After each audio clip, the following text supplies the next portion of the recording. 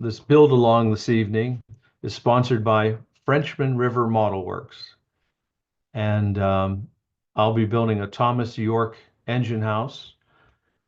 And it's a resin kit. And what I've said on resin kits is the art in a resin kit is in the finishing of them. They are typically not that terribly difficult to put together.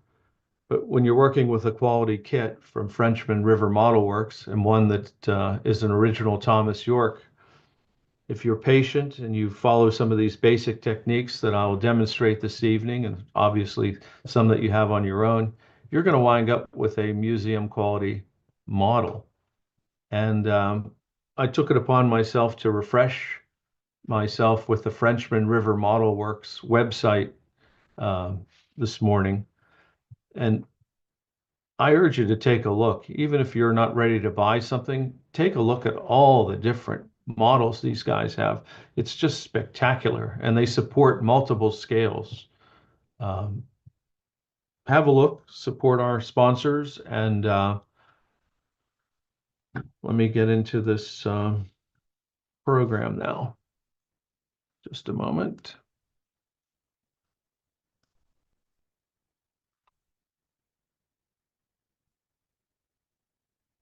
Okay, so this evening I'm going to show you how I did this build, this single stall engine house from Frenchman River Model Works. It's a resin kit. It's a Thomas Yorke original design. It's in O scale for ON3 or ON30. That's a picture of the finished kit there on the left with one of my locomotives. This is a beautiful kit. And the techniques that I show you tonight, anyone can finish it to this degree. It just takes patience and you just plow through it. In the past, I've built a resin lobster shack from Frenchman River Model Works. I built on the program Becky Sue's House of Beauty that I named Jack the Clipper. I did the M. Spillane building, which was the 50th anniversary of Thomas Yorke producing kits. And in Thomas Yorke's own words, this was the most complicated kit he ever put together. And this is the exception to resin kits.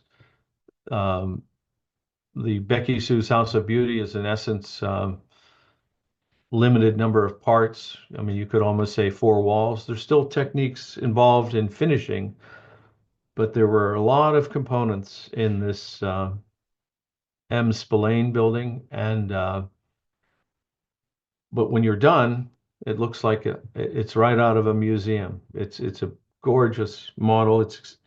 And urge you to take a look at that. One thing, if you have port scenes or river scenes or ocean scenes, Frenchman River Model Works has a dearth of boats. I've built a couple, and this was the lobster boat that I featured on the program. So again, I urge you to support Brennan's Model Railroading, Frenchman River, and some of our other sponsors. They make this all possible, give us kits for materials to present. Now, with the correct pricing, and my apologies if I had the wrong pricing. I don't know where I came up with that, but the list price for this kit is $169.95. For a limited time, if you punch in the code NEWTRAX, NEWTRX, you'll get a 20% discount. And that brings it to $135.96. And because of the error, in good faith, even though it was my error, Frenchman River is offering free shipment. So I imagine that's in North America, but certainly in the United States, I don't know about Canada. Even at 135, we'll call it 136, this is a real bargain. As you'll see, when you're finished with this kit, it's a Thomas Yorke. It's like a museum piece. Gorgeous kit. This is what you get in the kit. These are all resin cast, and this comes complete with an interior detail. all these benches and the bookcases full of parts, the foundation, um, and the cupola here. There's a lot of value here. Once again, that's the finished kit. How I began is with resin kits, they typically have a mold release on them. So before you do anything with a resin kit, it's prudent to wash it in a Dawn dishwashing or some sort of detergent, uh, soap, dishwashing soap, and remove any possibility of mold release. And I like this Tamiya surface primer. As I've talked about it in the past, it's a non-filling primer. So if you do buy a automotive primer, make sure you get a non-filling primer. I suggest you just go the extra couple dollars and buy this surface primer because it doesn't cover any detail up. The object's to expose as much detail as possible. So I I use this this particular primer. Next, since it is metal siding, as reluctant as I am to use solvent-based paints, I find that Floqual does seem to do the best job for metallizing these surfaces. So I pulled out this Floqual. You could airbrush it, but I didn't bother. I just put it on with a brush. It's very fine, thin paint and has great coverage. It really was only one coat. I avoided getting it on the windows, but that wouldn't have made any difference. Next, I invested in a natural sponge. I went to Hobby Lobby, and for under $4, I got a bag full of these things. And a lot of people like Jason Jensen, and it's been a long time in the model railroading industry that these natural sponges are great way to apply things like rust. So I just took this German red brown. It's just a rust colored surface primer. You can use any dark. I like to start with the darks and work to light. So far we've got our primer on there. We've got the Floqual silver, bright silver on there. And now I have this acrylic polyurethane on there. You just dab it on there. I favor the bottom half because things, the water runs from north to south and accumulates in the bottom of the panels. So you want the bottom of the panels a heavier color than the top. I should have reversed. This is upside down, sorry. But basically that's the first application of color over the silver. And there's right side up. So those are all four sides. There's really nothing to this. You just dab your sponge into the paint and just dab it on there carefully. Favor the bottom. It doesn't take any time, really. Here's a technique that I share with Thomas Yorke. He confirmed this. He, like I, sprays dull coat in between working with these paints. The reason we do this is that if you don't do this, you run the chance of muddying the colors. So if I use I'm going to work from dark to light, and if I use a medium rust color on here, there's a good chance that it'll just simply dissolve, especially if it's a like paint, dissolve what I've put on there, and I won't get the contrast that I'm looking for. It takes seconds to spray this lacquer. It's a flat lacquer. Some of you use other lacquers. Again, this stuff's getting kind of pricey. It's like $12 a can, but it's about as flat as I've ever seen anything. So I just continue to bite the bullet and use it. This is the paint lineup for the rust. I just randomly pick these 5 colors here to the right are all acrylic poly type paints. They're mostly military colors. And I use this Vallejo wash also. And again, I apply a second color here. This is a little lighter color and it's a little higher on the scale. Then I hit it with the dull coat. Then I went and I used a third color and a fourth color, and I kept spraying, spraying, spraying. And in the very end, I put another dark color on the base there. And it's quite convincing as rust. Remember, this is started out as gray resin. So, oop, there we go. Now this is the reverse side of what we just saw, and it's not a two-sided mold. So the idea of this structure is to have this corrugated siding on both sides, but the inside you've got to do old school. You have actual aluminum corrugated material, and you've got to build a framework to glue it, and you've got to cut it piece by piece and super glue it onto this framework. Now they suggest that you, oh, there's the base. Well, I don't know why we're in the base right now. Okay, hold on a moment. Hold up. Okay, we'll go switch to the base and we'll get back to the. This is the base. It's set up. There's sufficient width for ON3 or ON30. Again, this is primered, and then I painted it with a Hunter line concrete color with a brush. And then I put a, I used a cement is what their actual color is. And then this time I painted the rails in advance of gluing them in place. When I did my John Allen engine house 2 years ago, I forgot to paint the rails. I glued them in, and then I had to meticulously paint the rust on the side while it was in the model. This time I remembered to pre-rust the rails before gluing it in place. And they didn't quite fit the way I like them. So I put some wooden spacers in there so that my rails would be slightly higher than the concrete base, because my concern was that the locomotive wouldn't ride on the rails, that it would ride on the resin floor here. So this worked out well. Then I super glued it in place.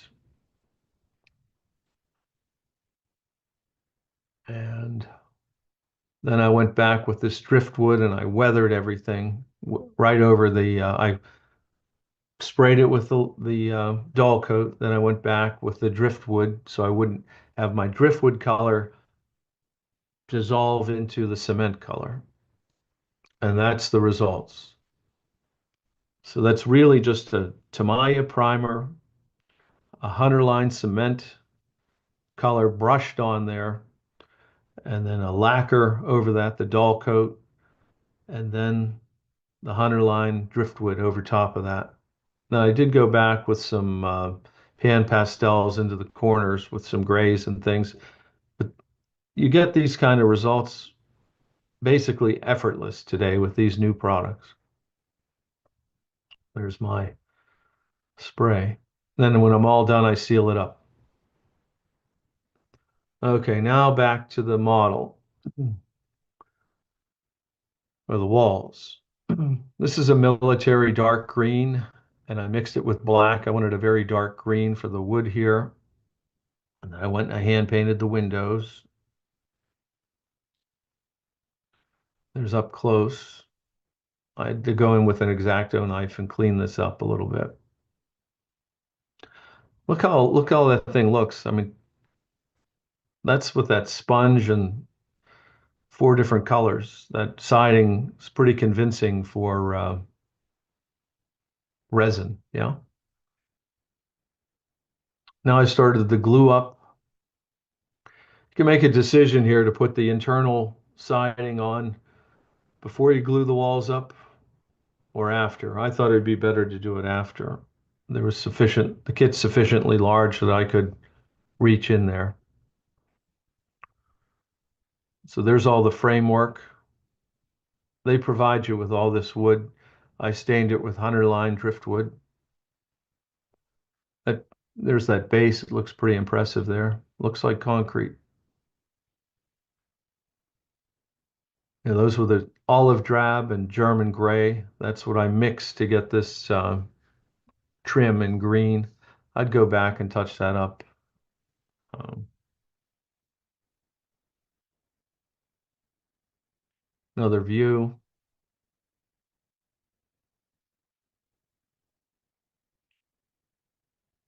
another view.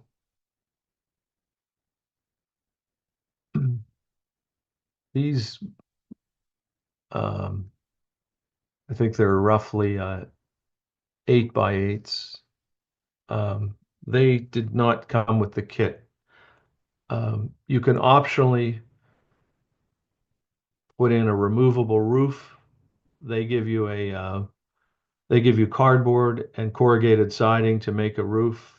I didn't, as you'll see, I didn't want a corrugated roof. I thought it was a little too much corrugated metal everywhere. So I went with a tar paper roof, as you'll see, just for a contrast. You can already see how this kit's shaping up. It's a pretty handsome looking kit. Look at how see how the rust, a little dark here from the runoff, little subtleties to it. See how it's a little darker here than anywhere else. So the idea is that's where water would get trapped.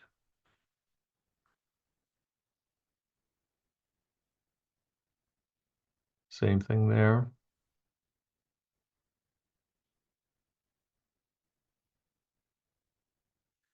Now, they give you a generous supply of this aluminum corrugated material. It's real metal, and you simply have to prime it or you won't get any paint to stick to it. It'll chip off. So again, I use my Tamiya surface primer. And then with the success of the local bright silver, I hand painted this. And then the same technique, I took first layer was that dark rust and a natural sponge. I tried to make the pieces as random as possible. Again, I hit it after I put my first layer on here. I sprayed it with the dull coat lacquer. Then I took a medium rust and I, I, I work with a fresh sponge. So I take the sponge I'm working with and with scissors, I cut off the previous colors that are on the sponge. So I have a fresh sponge. We're trying to get differentiation here so we don't have a muddying of these colors. Then again, I hit it with dull coat. Then I did a third layer, light rust, and then dull coat. So this one's just a three-part process. I prime it, bright silver with Floqual, a dark color. I work from dark to light, dark to medium to light. And then I began with scissors. You just cut the into the um, cut them into little pieces. These pictures should be switched. This is first. I start in the corner. I super glue this on, then I put another piece on. They suggest you go right over these I guess they're roughly 8x8s. I thought it'd be a nice detail to leave this wood in there, and you'll see in the end it was the right call. Rather than have the corrugated siding go right over everything, it looks neat to have these exposed beams. It's just a process. You just cut and glue, cut and glue, cut and glue. You have to work from the bottom, work your way up to the top.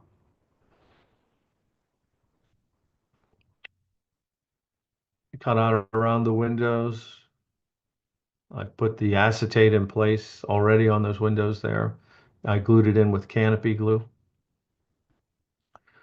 Next up were they provide this bookcase full of parts. They're already molded in there. You don't have to glue anything. Um, this is what they give you. See how bright these colors are right now? Well, on the left there looks like I've toned it down already, but they start out on the right there. I just randomly picked paint from my acrylic Vallejo collection, and I just pick red, orange, yellow, blue, metal colors. I just randomly pick colors. I'm looking for variation. There's no rhyme or reason. I start with blue, red, green. I mean, it just looks more interesting if they're not all the same color. And there's no rhyme or reason to it. And once I have these base colors all on, I call them base colors, I hit it with the dull coat again, and then I take a 100 line uh, wash like the driftwood, and then I tone all this down. This is toned down here. So it goes from basically these bright reds and greens to these subtle, it's all subtle. It makes it look more realistic. And the 100 line accumulates in the grooves and cracks and crevices, giving you this realistic look. There's really nothing to this. You start with this, protect those colors with lacquer, and hit it with a 100 line, and it goes from this to this. It's that easy. Then I glued the first one in place, and I glued the workbenches in there. There's the colors all toned down. You can go back with pan pastels if you want to highlight some of these. I went online and wanted to put in some military from 1930, 1920 to 1930. I searched Google for 1920 to 1930 um, military recruiting posters. I don't know why, it just struck me to do that. That's one of them. There's another one. There's all the bench work. I added this trash can, this barrel, and this chair. That was not part of the kit. Um, oh, there we go. There's the other side. There's another recruiting poster. There's another, these are lockers. These come with the kit. All this came with the kit. That barrel did not.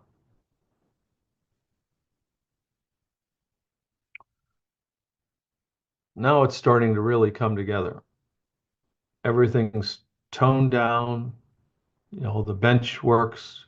Those colors aren't jumping out at you. Everything's weathered. It's starting to look like an engine house. And there's the other side. There's the two lockers, a little barrel that I added. That bookcase I didn't paint it. That's the resin color with a 100 line wash on it with some pan pastels. That's as delivered. I didn't paint the whole thing. I just painted the molded in components that are sitting on the shelf. There you go. It's like you could step into it. A little slightly out of focus, but I mean, it looks like you could walk into that. Now, there's a fellow that attends these narrow gauge shows, that Randy, I don't remember his last name, but he sells pan pastels as his thing. And he's constantly talking about use pan pastels as a paint. All you need is alcohol and the pan pastel, and you're in business. So there is the resin on the right, as delivered. There was some minimal flashing that I hit with a nail file. And then with alcohol and this color here, I don't remember what color it is. I just brushed it on there with the alcohol, and that's the technique. I mean, anybody can do that. And that looks like wood. I mean, it really does, especially up close under scrutiny. But doesn't that look like it's wood and it's resin? That's amazing. So again, when I finished the 100 line wash, I hit it with the dull coat, and then I used that same German green and the olive drab, Allied and Axis colors. Yeah, I mixed them together and highlighted the trim here. Now, they suggest at your option to put in a removable roof. Now, I thought since I went to all this trouble to detail this interior, it'd be a shame just to glue a roof on there, and you'd have to look in there and not necessarily see everything. So I went ahead and came up with this scheme to detail a roof. And these are 2x6s. These are 8x8s. Or no, they're actually, I think they might be 6x6s. It's Mount Albert scale lumber. And now when you look up at the ceiling, you see all this detail. It looks like life size, doesn't it? There's a good view of just I highlighted the tops of these boards with that mixture of the access colors, the German gray and the olive drab. Now for the removable roof, since I was going to use a tar paper, I didn't want to use wood for the roof. And I always say, if you want the look of wood, use wood. But I knew if I put Elmer's glue on the wood and then glued or even a spray adhesive maybe, but I would get warpage. So I thought it might be best to make that removable roof out of plastic. So this is evergreen scale models, 040 thick. This is 6-inch wide V-groove. Um, now the challenge is to make that plastic look like wood. So again, I primered it with the Tamiya primer, and then I actually used Randy's pan pastels without alcohol and painted pan pastels on there, one of their browns. And that was the result. I didn't have to, I scored it a little bit, but I didn't really have to do that too much. This is and I can't, somebody's gonna have to tell me how to pronounce this. Cupola, is that correct? This is resin. There's a tiny bit of flash. You just file that off, um, which I did in this photo. Everything's filed and ready to go. I preliminarily cut a hole in this plastic. I didn't want to cut it to size. I just wanted to cut it within a 16th or an 1/8 inch of the actual opening. And I was going to file it to fit because there's no way you could really get it to fit exact. So I laid this up on the roof, temporarily taped it, and I used a solvent cement here and ran the solvent back and forth, let it dry basically several hours before I touched it. So it conformed to the framework that I put underneath it. This had a little warp to it, so when I glued it on with super glue, I had to hold it apart. And that's this. Now it had a little excess here. What I did is with a fingernail file, emery board, excuse me, I just sanded this roof flush to this cupola. That made short work of the overhang. There's the finished. Then I began slowly weathering it. Oh. And then before I began putting the tar paper on, I painted the perimeter with a Tamiya flat black, something that adheres well to styrene. I didn't want to show any, if there was a gap in the tar paper, I didn't want to show white. So I started with this Tamiya acrylic, and then I went with a craft flat black. The craft paints offer the flattest flat, but I was a little nervous about having the acrylic on this bare styrene, so that's why I went and had the Tamiya paint on there first. So anyway, all I'm doing here is preparing for the roofing material. This is the old Paper Creek product, no longer manufactured. I have a master I simply make copies of. It's perfectly legitimate. They're no longer in business. And I put on the first layer. You can see down here, see if I would have left that white, you'd see it. It would stick out like a sore thumb. Then I'd have to go in and paint that. But because I have my perimeter and this thing out around the cupola painted black, that's not an issue. And there's the one side finished, more or less. Very effective looking roof.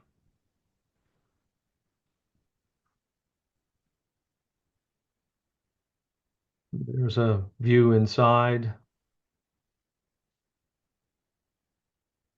Some more views of the finished model. These windows will clean up. I hadn't cleaned them for this picture. If you'll notice, I went back and added these joists across here.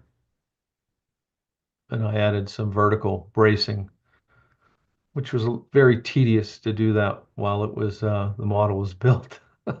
Usually you build the trusses and lay the trusses in, but I did this the hard way. Sort of evolved.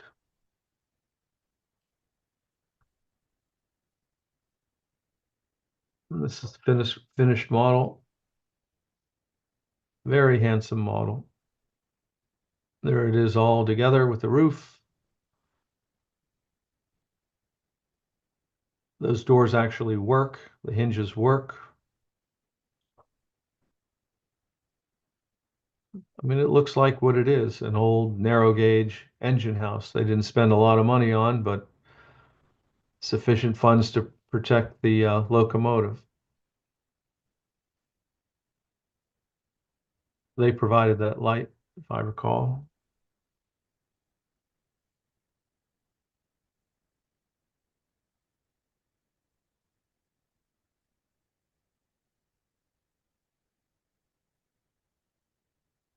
And that, as they say, that is that. So here's the correct price. Even at 135, that's a lot of value for a kit. It's a Thomas Yorke original. It's a simple technique to get it look like that. I mean, that looks about as good as you could make a model. And that's the magic of Thomas Yorke. And simple techniques that anybody can do. And you know, support our sponsors. The New Tracks code gives you 20% off plus free shipping at limited time. Give it a crack, and he'll continue to give us kits and things to build, show on the show. So thank you. Any questions? I have one thing, Tom. It's Yeah. Pat here. And I picked up a little trick for holding the roofs down on a small one like that by using earth magnets, small diameter earth magnets. Yeah.